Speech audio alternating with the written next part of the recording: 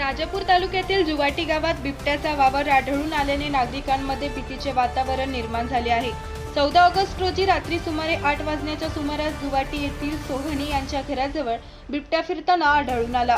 विशेष म्हणजे घराजवळून बिबट्या जात असताना संपूर्ण दृश्य परिसरातील सीसीटीव्ही कॅमेऱ्यात कैद झाले आहे। रात्रीच्या वेळी घराच्या अगदी जवळ बिबट्या फिरताना दिसल्याने नागरिकांमध्ये चिंता वाढली असून बिबट्याचा वावर नेमका किती परिसरात आहे तसेच तो याच भागात वारंवार येत आहे का याबाबत नागरिकांमध्ये चर्चा सुरू आहे। या घटनेनंतर नागरिकांनी रात्रीच्या वेळी विशेष खबरदारी घेण्याची गरज निर्माण झाली आहे। नागरिकांनी एकट्याने बाहेर पडणे टाळावे, लहान मुलांना घराबाहेर एकटे सोडू नये आणि पाळीव प्राण्यांचीही काळजी घ्यावी असे आवाहन करण्यात येत आहे।